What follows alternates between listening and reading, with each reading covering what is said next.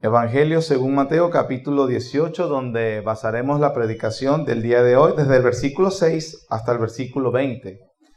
Leo en voz alta, me sigue la lectura con su vista. La palabra del Señor dice así: Y cualquiera que haga tropezar a alguno de estos pequeños que creen en mí, mejor le fuera que se le colgase al cuello una piedra de molino de asno, y que se le hundiese en lo profundo del mar.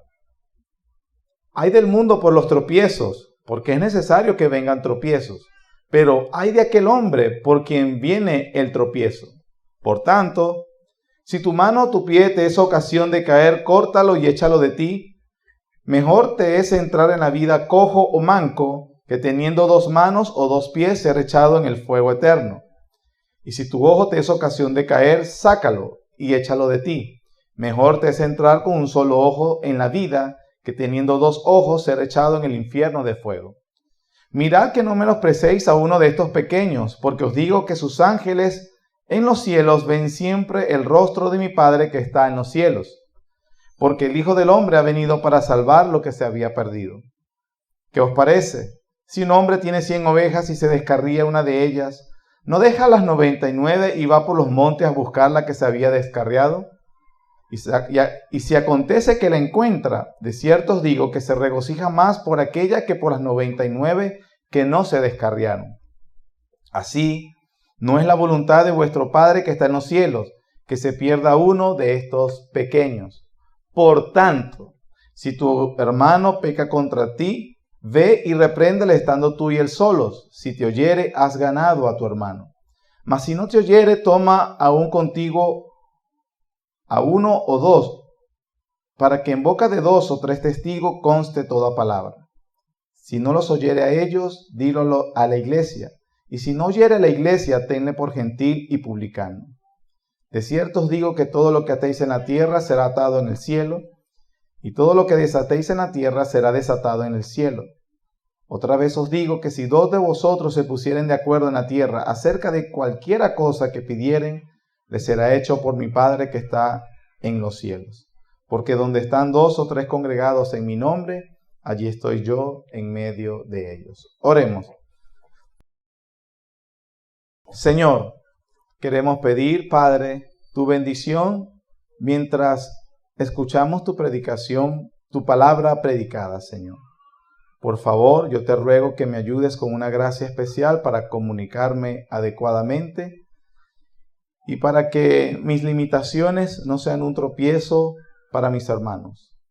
Pero también tu Espíritu Santo puede usar tu palabra y sellar tu verdad en nuestros corazones. También, Señor, puedes salvar a los pecadores porque el Evangelio es tu poder para salvación. Confiamos en tus misericordias y en tus bondades, Señor. En el nombre de Jesús. Amén. Nuestro Señor Jesús, consciente de que en unos meses va hacia la cruz y va a morir y al tercer día resucitar, está en este tiempo invirtiendo gran tiempo instruyendo a los discípulos sobre cómo debe vivir la institución que precisamente va a establecer con su resurrección. Esa institución, como aprendimos esta mañana, es la institución supramundana de la iglesia. En ese sentido, él está instruyendo en estos capítulos sobre cómo debería caracterizarse las relaciones entre ellos y con el mundo en general. Esta instrucción, que se encuentra finalizando el capítulo 17 y todo el capítulo 18 hasta el final del capítulo 18, es el 4º discurso largo que registra Mateo en su Evangelio. Mateo organizó las palabras o la enseñanza del Señor Jesús en 5 discursos.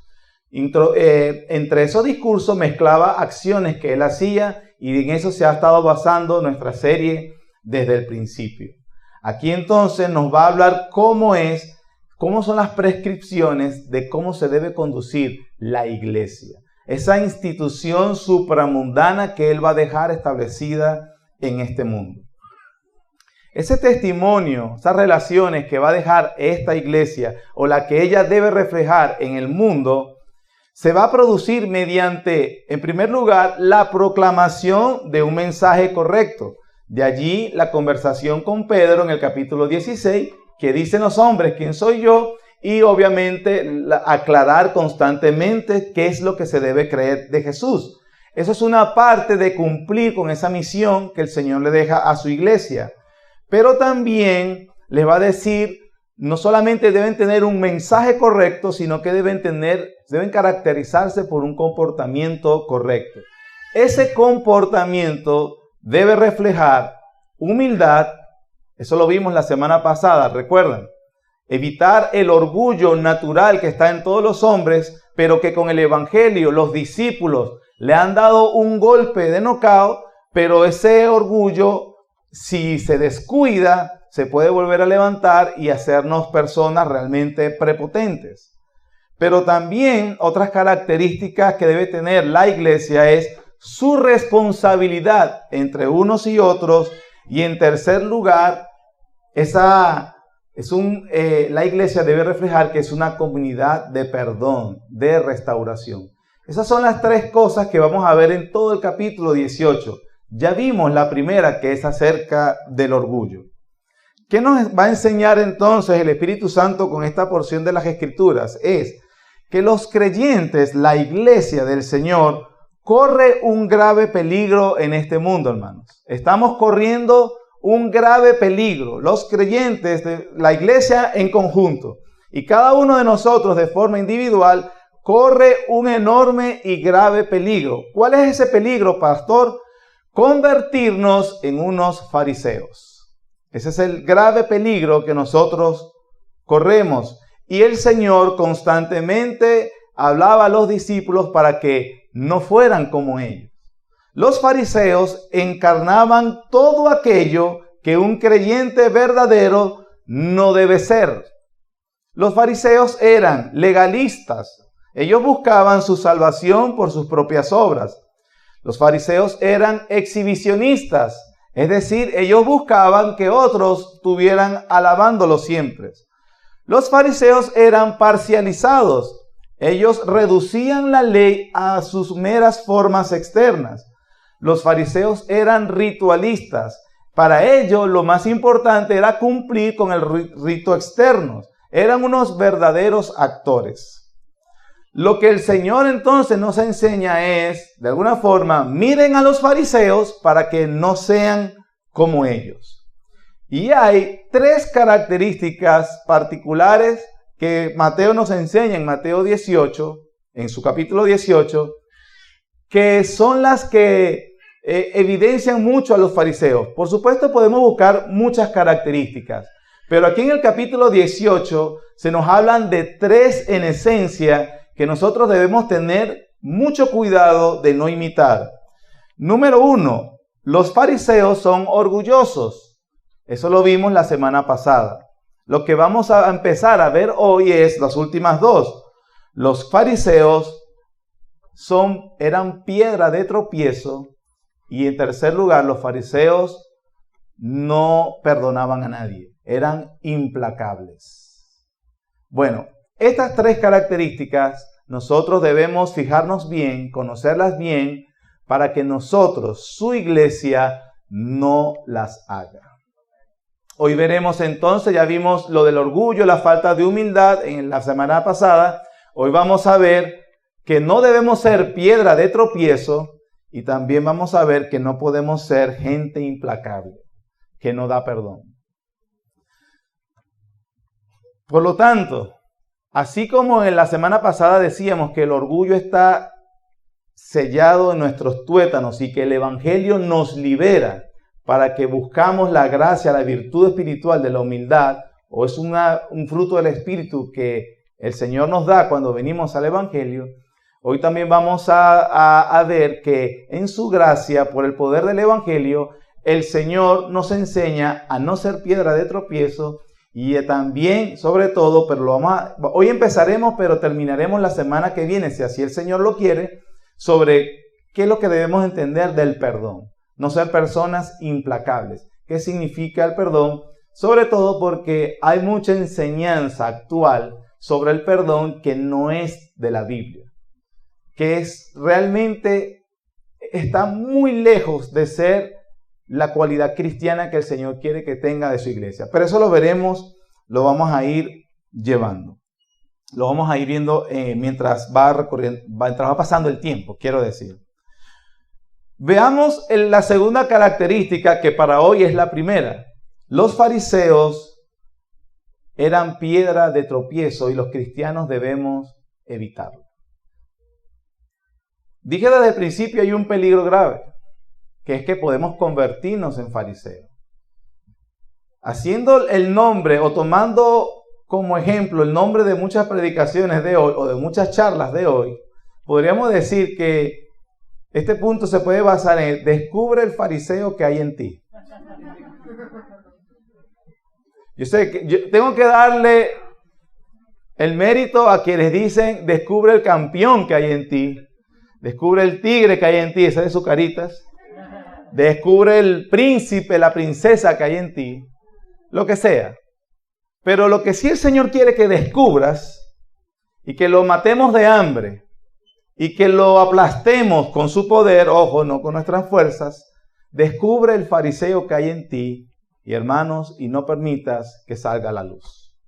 Eso es lo que el Señor nos va a enseñar el día de hoy. Versículo 6.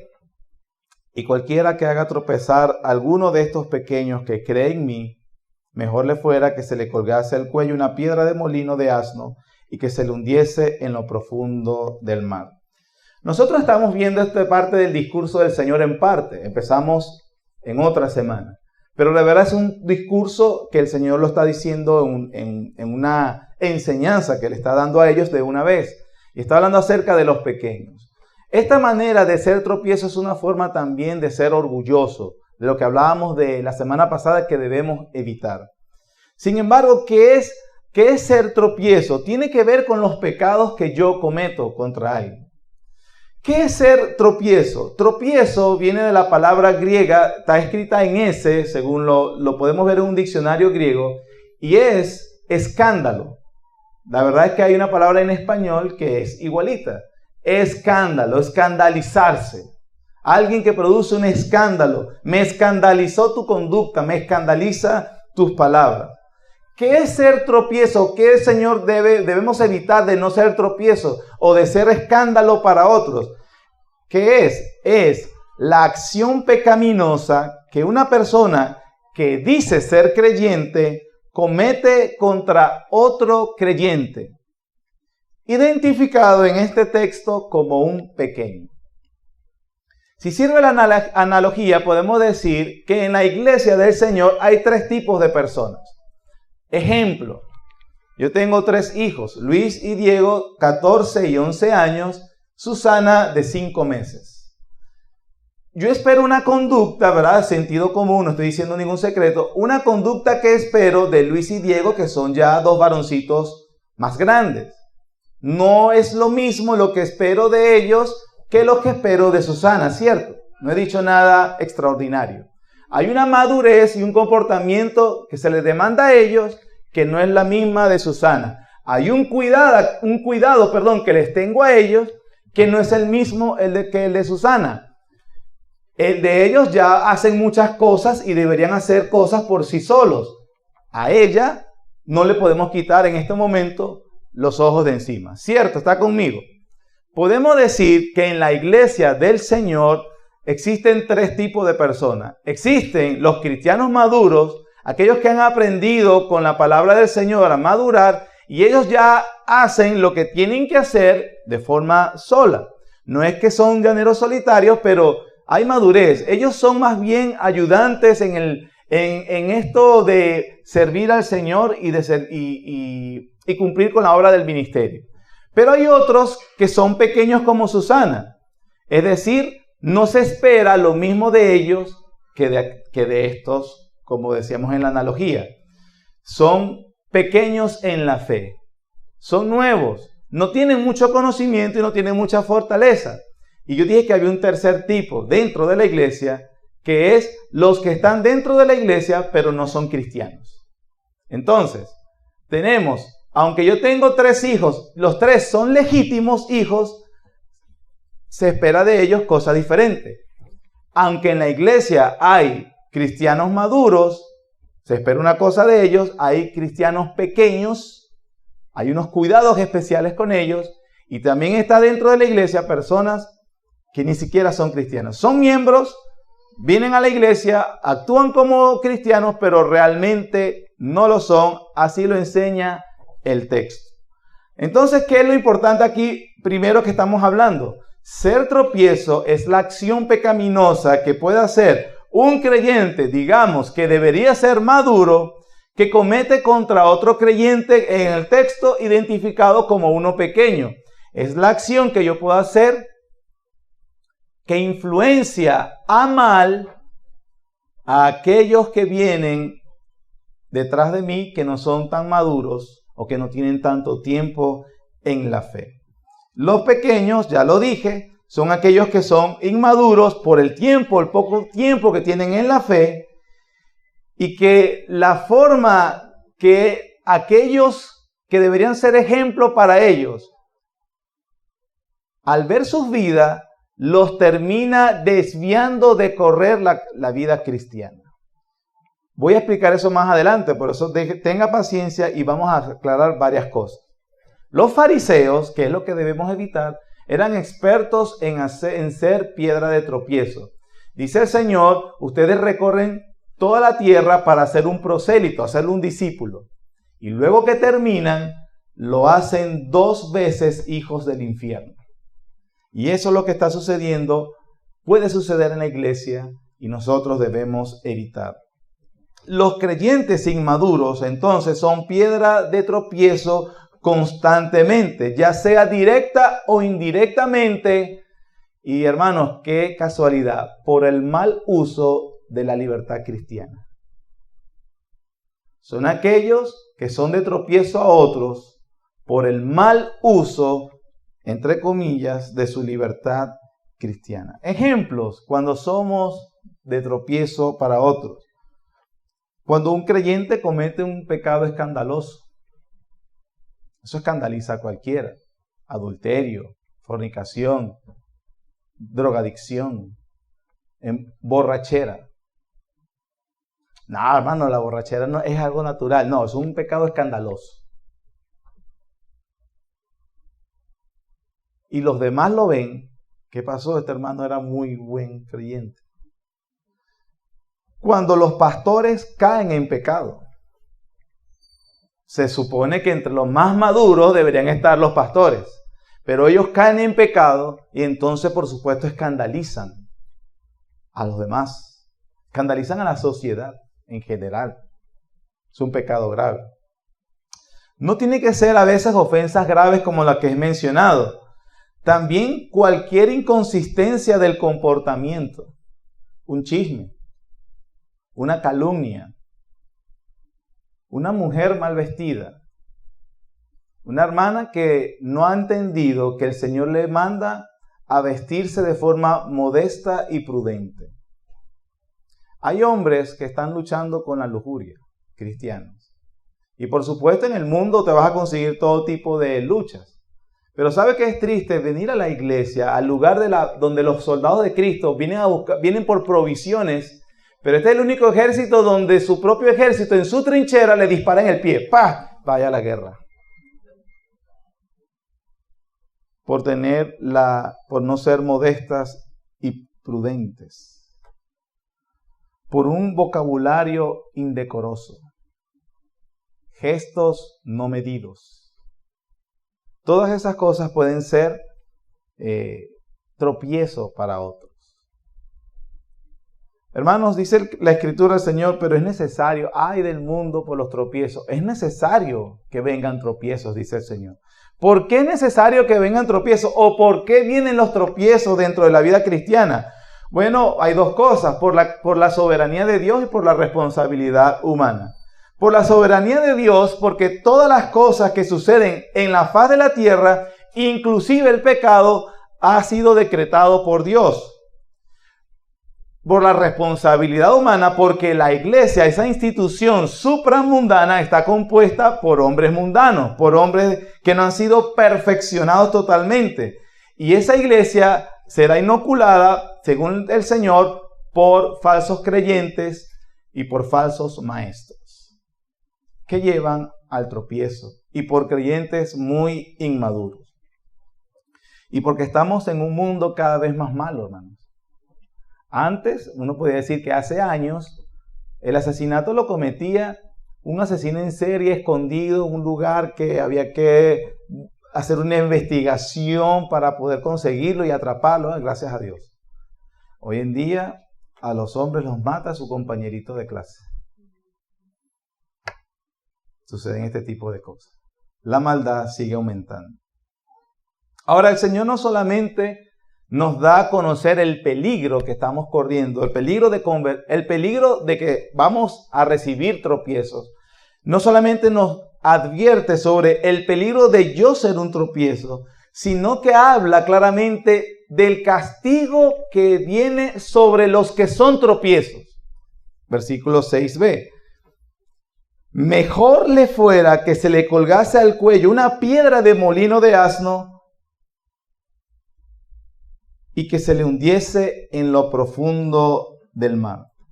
¿Por qué esa comparación? Es una comparación. Sería mejor que aquella piedra que te va a hundir en el fondo del mar, sería mejor que te amarraras esa piedra al cuello y te lances, antes de ser tropiezo. ¿Por qué, hermanos? Porque recuerden que el Señor está hablando a sus discípulos. Este es un discurso a su iglesia. Esta es la forma como la iglesia debe comportarse en este mundo.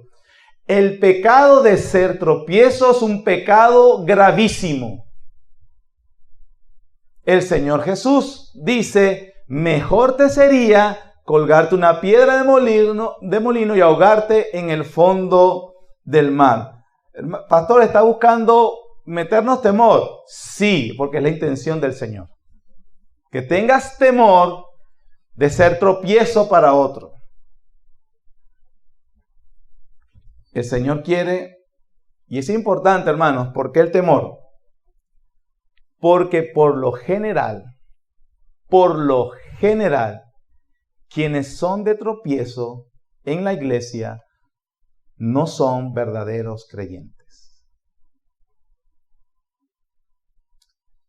Debo entonces aclarar algo sobre hacer tropiezo. Por causa de nuestra pecaminosidad, ¿verdad? No andamos de forma impecable. Y a veces cometeremos una imprudencia que de alguna forma será de mal testimonio a alguien. Una cosa, hermanos, es cometer una imprudencia casual. Y otra cosa es vivir de una manera que arrastra a los pequeños a que dejen la carrera cristiana. ¿Me expliqué?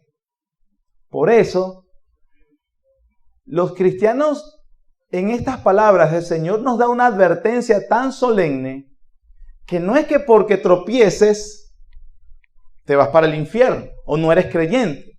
Eso no lo dice la Escritura. Pero aquellos que viven de una forma tan distraída, que su conducta es constantemente una piedra de tropiezo, entonces lo único que evidencia es que no son cristianos, en primer lugar. Porque dice,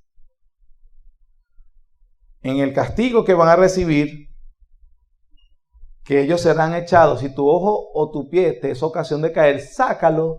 Mejor te es entrar en la vida manco o ciego o cojo, que teniendo los dos ojos, teniendo las dos manos y los dos pies, seas lanzado en el infierno. Eso, los que son lanzados al infierno son los no creyentes, ¿cierto?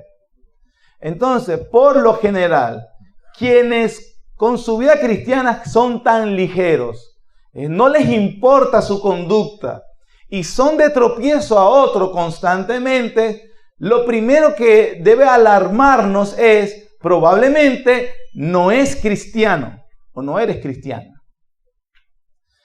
Gracias al Señor por esta advertencia, porque si tú dices que eres cristiano, pero constantemente eres un tropiezo para otro, arrepiéntete y ven a Jesucristo. Y hay perdón. En segundo lugar, los creyentes verdaderos sí pueden ser de tropiezo. Primero, es peligroso porque los que son de tropiezo, por lo general, no son creyentes verdaderos. Pero también está el caso que sí, hay creyentes verdaderos que son de tropiezo. Entonces igual la advertencia es importante. ¿Por qué, hermanos? Porque según el texto y el resto de las escrituras, el Señor Jesús está diciendo, mejor te hubiese sido morir en el acto que ser tropiezo. Por ejemplo, el rey David fue de tropiezo para la nación y para su familia. Era un verdadero creyente y cayó estrepitosamente, conocemos la historia. Y ahí, no, bueno, si el rey David cayó, no voy a caer yo. Y así te da ligero, cayó. Bueno, tuvo una debilidad con esa mujer hermosa. Sí, hermano. La vida después de David evidenció, porque qué padre, qué pasó con esa ligereza, esa libertad que se dio y ese pecado que se tragó con Betsabé, ¿qué produjo en su vida? Por si no lo sabe, su primer hijo, Amón, que era el legítimo heredero del reino, viendo la lujuria sexual de su padre y que bueno, a veces no hay que restringirla. El problema de que ya la lujuria es pecado es que él tenía deseos sexuales de su hermana, de padre. ¿Sí? No solamente tenía lujuria, sino que la violó. Ya eso es grave. Porque, bueno, los padres. Un hijo que violó a su hermana. Un hijo de uno que violó a su hermana, a su hermana de sangre. Pero el otro hijo, Absalón, porque vio que el papá no actuó bien, ya que no tenía moral, porque él era un lujurioso, o no se restringió, no mortificó su pecado de la lujuria, su papá, entonces tenía el pecado de la ira y la venganza. Y si él no se restringe, ¿yo por qué me tengo que restringir? Y vino y mató a su hermano. Vengó a su hermana, matando. Entonces, este es un papá cuyo hijo violó a su hermana. Tengo una hija violada que por su hermano, pero de paso otro hijo mató a mi hijo. Los que tenemos hijos, nos venamos ese acto horrendo, esa culebra horrible. Si usted le preguntara a David hoy, hubiese sido mejor morir en el acto, ¿verdad?, que ver todo eso. ¿Sí o no? Ese es el punto. Y después, no solamente tuvo un golpe de estado que lo propició su propio hijo también. Por no obtener eso, uno de sus generales mató al hijo que había matado. Y por no arreglar las cosas bien y por dar mal ejemplo, el tío de Betsabé, con quien él adulteró, que después mató a Urías ilegítimamente, también se confabuló para que de alguna forma los generales, los confiables de David, también estuvieran en contra de él. Era mejor haber muerto en aquella tarde con Betsabé que quedar vivo y ver todo eso. Ese es el problema. Entonces, en primer lugar, es grave la advertencia y debe amonestarnos porque, primero, si yo soy de tropiezo, es probable que yo no sea cristiano entonces. En segundo lugar, si soy cristiano pero soy de tropiezo, entonces hubiese sido mejor haber muerto en el acto de ser tropiezo que tener que viendo todo esto. ¿Qué nos dice el Señor en todo esto, hermanos? Que debemos madurar.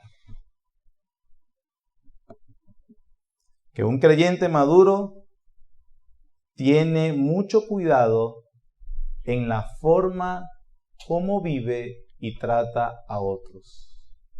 Porque lo que él influya será de maldición para otros o para él y de castigo y disciplina para él mismo. Los creyentes verdaderos tienen mucho cuidado cómo se conducen. no son ligeros, no son soberbios, cuidan sus palabras, cuidan a dónde van, se cuidan. Si no lo hacen, revela o no son creyentes o sufrirán disciplinas dolorosas en esta vida. Eso es lo que dice nuestro Señor. Por lo tanto, esa hermosa, gloriosa institución supramundana que el Espíritu Santo va a reunir con el poder de su palabra para que sea una luz en este mundo y para que sea de beneficio a los creyentes, debe tener cuidado cómo se conduce, porque si no el Señor va a disciplinar severamente. Amén, hermanos. Esto nos da una imagen hermosa de nuestro Señor. Si ustedes vienen con nosotros en la serie, en los últimos capítulos, hemos visto que el Señor se ha mostrado, se han mostrado imágenes del Señor. Se ha mostrado como el Señor de la tormenta. Había una tormenta y Él la aplaca con solo su palabra. Que se ha mostrado una imagen como el gran proveedor, con P mayúscula. Un proveedor. Habían solo unos poquitos panes, unos poquitos peces. En su compasión, Él alimenta a quienes necesitan. Se ha mostrado también como el Señor poderoso que libera a los hombres de los demonios. ¿Se recuerdan esa pobre familia siendo torturada por un demonio? Y el Señor reprendió al demonio y Él es el liberador de los hombres de las garras de Satanás. Son imágenes hermosas. Vimos cómo con los judíos Él es un salvador, pero con los gentiles, con la mujer sirofenicia, Él es un salvador suficiente para todos los hombres de toda raza. Qué hermoso nuestro Señor. Con esta imagen que acabamos de leer, hay otra imagen que se nos da de nuestro Señor, hermanos. Él es el protector de los pequeños, de los vulnerables. Qué hermoso es nuestro Señor, ¿cierto? Él también dijo de sí mismo en aquel momento cuando vio a Jerusalén que no lo oía en la entrada triunfal y que venía el castigo que venía sobre ella. Y lloró: Jerusalén, Jerusalén, ¿cuántas veces quise protegerte como la gallina protege a sus polluelos con sus alas? Él es el Señor que protege a su pueblo como una gallina protegiendo a sus polluelos. Ese es nuestro Señor, hermano. Nuestro protector. El ángel de Jehová acampa alrededor de los que le temen. ¿Cierto? Si esa es la imagen del Señor y la iglesia es el cuerpo del Señor, una vez que Él físicamente no está, pero sí espiritualmente, porque Él dice: donde están dos o tres estoy yo. Entonces la iglesia debe conocerse como una institución que protege a los pequeños. La iglesia, entonces no estoy diciendo solo el pastor, sino los creyentes maduros son conocidos, deben ser conocidos. Una iglesia sana, una iglesia madura, es una iglesia no que tiene mucha gente. Eso puede confundir a muchos, nos puede confundir. Una iglesia sana, una iglesia madura, un creyente maduro, un creyente sano. ¿Quién es? Los que están preocupados que su conducta no ofendan a otros. Esa es la enseñanza de estos pasajes. Sí, hay peligros como falsa enseñanza que debemos proteger a los pequeños, hay doctrinas, pero en este texto sobre todo los cuidamos de nosotros mismos. Resulta que ya no es tanto Satanás, que anda como un león rugiente a quien devorar, buscando a quien devorar. Ya no es el mundo, que es un enemigo declarado de los cristianos. Ahora el peligro resulta que ahora soy yo mismo. Con mi conducta puedo influenciar negativamente a los hermanos. Entonces, pastor, lo mejor entonces es ser un pequeñito. Me protege todo el mundo. Me consienten y me cuidan. Yo soy el más pequeño, hermanos. Aquí estoy a la orden para sus cuidados. El texto implícitamente nos enseña otra cosa, que es muy peligroso ser un pequeño. Dice, se pierda. ¿Qué significa eso? Porque la Biblia enseña que los que Él ha rescatado no se van a perder. Pero sí que enseña el Nuevo Testamento, dice, salieron de nosotros porque no eran de nosotros. Porque de ser de nosotros, lo parafraseé, habrían permanecido con nosotros. ¿Qué sucede? Que mucha gente obviamente muestra entusiasmo, pero al ver esas cosas del falso testimonio o a alguien no les parece, surge el fariseo que está en él también y no perdona. Mejor me voy.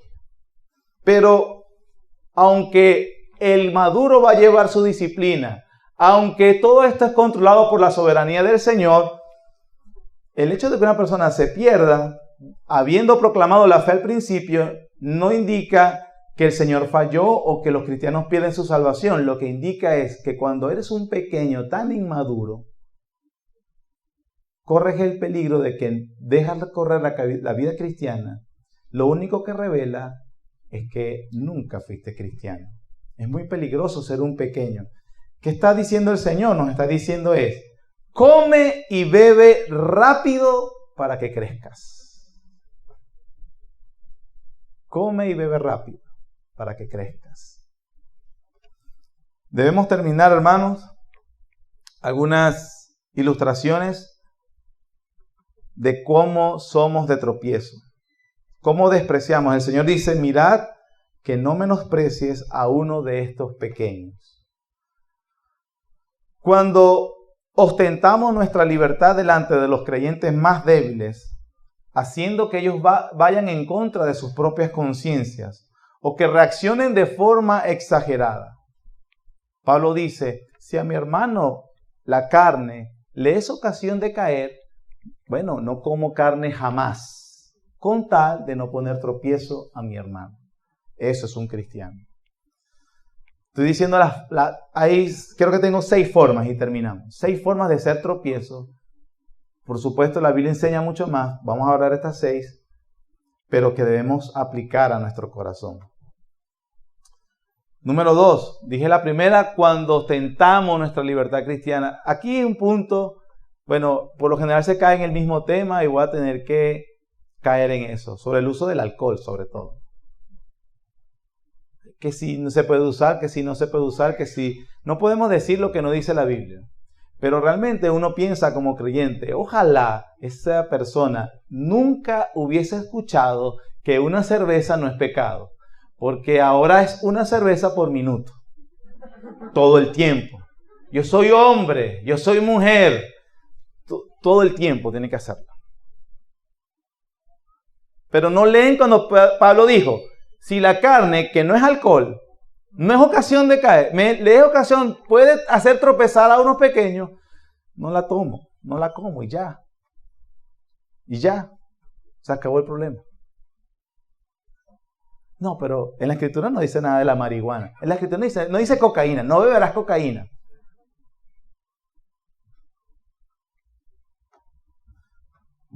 Bueno, piedra de tropiezo. Número 2. Los cristianos son piedra de tropiezo cuando muestran parcialidad.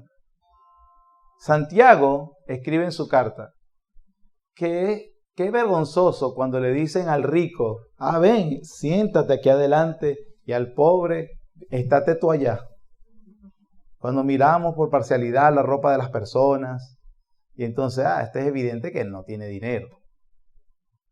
Piedra de tropiezo, menosprecian a otros cristianos. Número 3, retener la ayuda a los que están en necesidad cuando tú tienes cómo ayudarlo. Pero la retienes porque, bueno, no es precisamente el hermano que me va a devolver el favor mañana. Piedra de tropiezo. A los corintios, Pablo reprendió, cuando ustedes se reúnen, eso no es comer la cena del Señor, porque comen, cada uno trae su propia comida, no esperan a los demás, no comparten, no hablan con nadie. Eso no es comunión.